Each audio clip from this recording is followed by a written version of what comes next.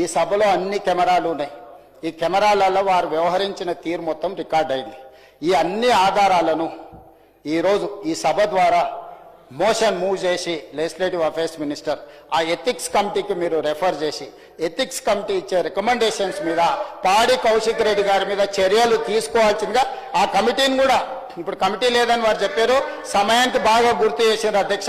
ఎంబడే ఎథిక్స్ కమిటీని కాన్స్టిట్యూట్ చేసి హరీష్ రావు గారి సూచన మేరకు తక్షణమే ఎథిక్స్ కమిటీని ఈ సభ ముగిసే లోపల మీరు అపాయింట్ చేసి ఈ కేసును దానికి రెఫర్ చేయాల్సిందిగా ఈ సభలో ఒక సత్సాంప్రదాయాన్ని రేపు భవిష్యత్తులో ఏ సభ్యుడైనా ఈ రకంగా బాధ్యతారహితంగా అసభ్యకరంగా అసహించుకునే విధంగా సీనియర్ సభ్యులకు అవమానం జరిగే విధంగా వ్యవహరిస్తే ఏ రకమైన చర్యలు తీసుకుంటామో భవిష్యత్ తరాలకు తెలంగాణ సమాజానికి ఒక దిక్సూచిగా ఉండే విధంగా చర్యలు తీసుకోవాలి.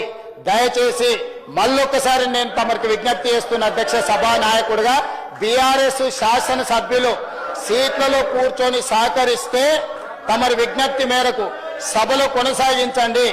వాళ్ళు సహకరించకుండా ఒక దళితుడు స్పీకర్ గా కొనసాగడానికి వీలు లేదు, అతను సమర్థుడు కాదు సభను నడపడానికని ఒక సందేశాన్ని బయట ప్రపంచానికి ఇవ్వదలుచుకుంటే సభ్యులందరినీ రాబోయే బిజినెస్ ఈ బడ్జెట్ సమావేశాలు మొత్తానికి వాళ్ళని సభల నుంచి సస్పెండ్ చేయాల్సిందిగా పాడి కౌశిక్ రెడ్డి గారిది కమిటీ ఆన్ ఎథిక్స్ కి రెఫర్ చేయాల్సిందిగా తమరికి విజ్ఞప్తి చేస్తూ అవకాశం ఇచ్చినందుకు మీకు ధన్యవాదాలు తెలియజేస్తూ సెలవు తీసుకుంటున్నాను అధ్యక్ష.